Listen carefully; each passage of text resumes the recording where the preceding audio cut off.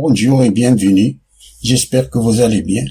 Dans cette vidéo, on va corriger l'exercice 3 de l'examen national 2013 session de rattrapage sur les suites, branche sciences expérimentales. Il dit le suivant.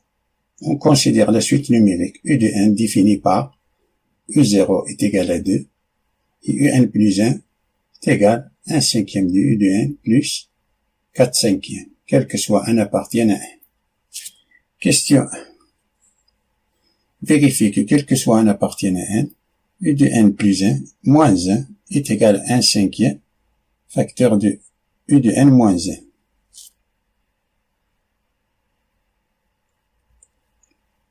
Alors on a U de n plus 1 moins 1 est égal, on remplace E de n plus 1 par son expression, d'après l'énoncé, c'est 1 cinquième de U de n plus 4 cinquièmes, moins 1, on réduit au même dénominateur commun, 1 c'est 5 divisé par 5,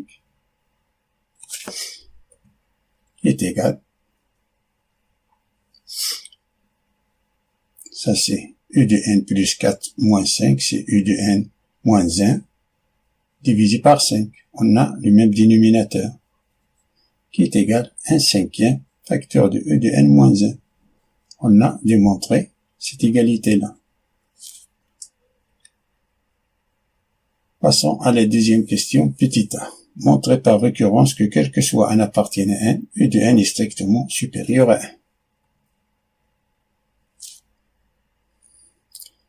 Raisonnement par récurrence. Dans cet exercice, la suite U de n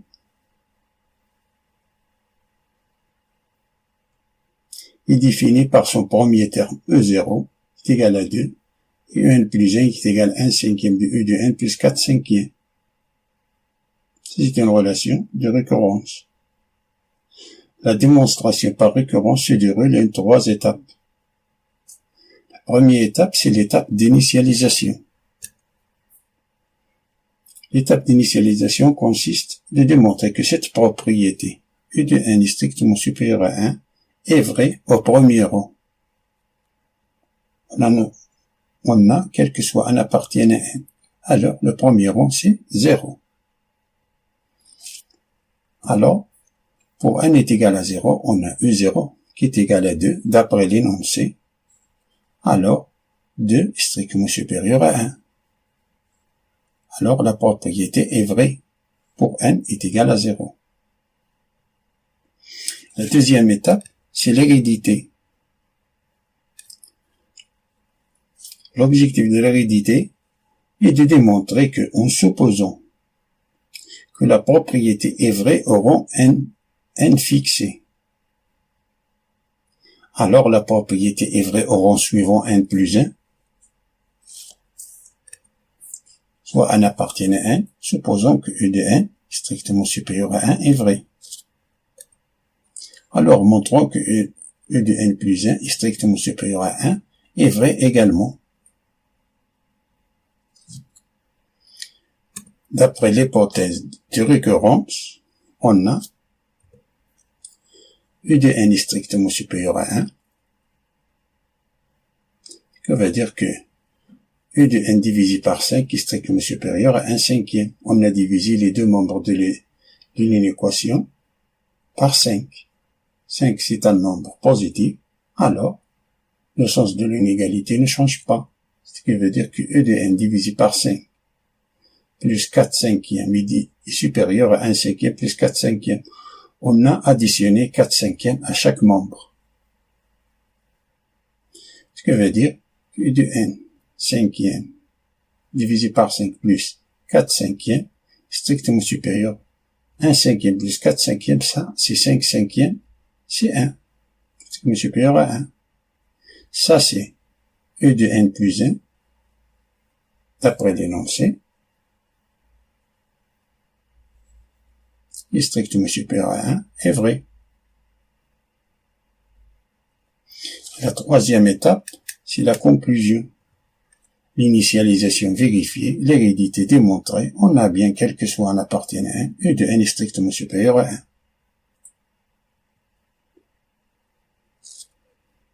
Passons à la question B. Il nous demande de démontrer que la suite U de n est décroissante. Pour déterminer le sens de variation d'une suite, la méthode générale est souvent la plus utilisée, c'est de déterminer le signe de U de n plus 1 moins U de n.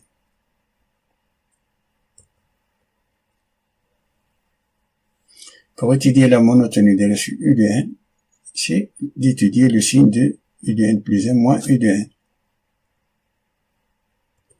On a U de n plus 1 moins U de n est égal à 1/5 de U de n plus 4/5 moins U de n. Réduit au même dénominateur commun est égal à 1/5 de U de n plus 4/5 moins 5 U de n divisé par 5, qui est égal, on a le même dénominateur, alors il faut additionner les numérateurs. On a U de n moins 5 U de n, c'est moins 4 U de n, plus 4 divisé par 5.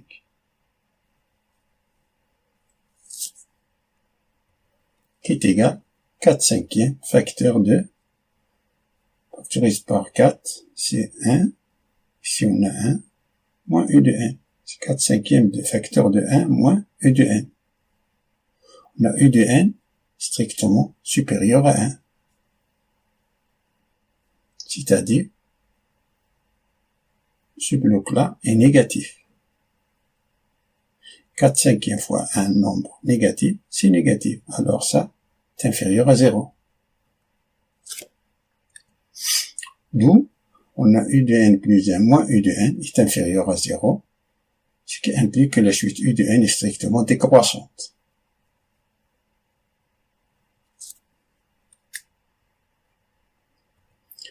Passons à la question C. On déduit que la suite U de n est convergente. D'après ce qui précède, on a la suite U de n est strictement décroissante et quel que soit un appartenant, U de n est strictement supérieur à 1, c'est-à-dire minoré par 1, ce qui implique que la suite U de n est convergente.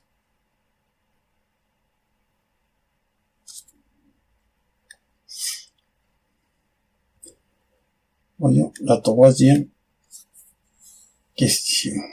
Il dit soit V de n suite V de n est égal à U de n moins 1,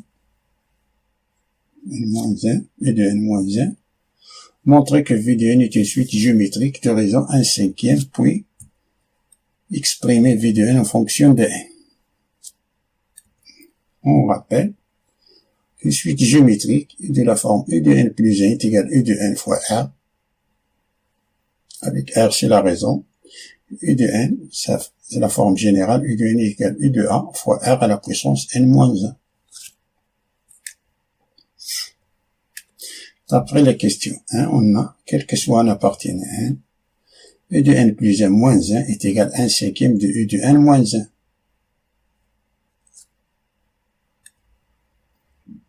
On a V de n est égal à U de n moins 1.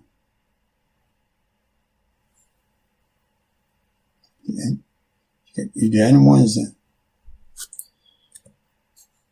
Alors, V de n plus 1 est égal à U de n plus 1 moins 1. D'après ça, d'où V de n plus 1 est égal à 1/5 de V de n. U de n plus 1 moins 1, c'est ça. Et ça, c'est V de n. Alors, V de n plus 1 est égal à 1/5 de V de n.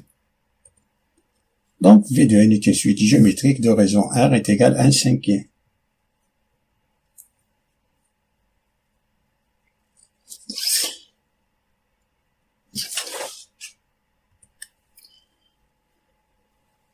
On a quel que soit un appartenant n, V de n est égal à U de n moins 1, implique que V0 est égal à U0 moins 1. U0, d'après les énoncés, c'est 2. On a 2 moins 1 qui est égal à 1. Alors V0, c'est 1. Alors, en appliquant cette formule-là, 0, 0. Alors, donc, V de n est égal à V0 fois R à la puissance n. Ah, c'est 0 ici, 0. On va dire que V de n est égal, le 0 c'est 1 fois, la raison c'est 1/5 à la puissance n.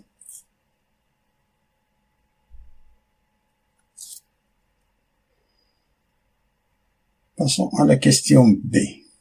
Montrez que E de n est égal à 1/5 à la puissance n plus 1, quel que soit n appartienne à n, puis calculer la limite au plus l'infini de E de n.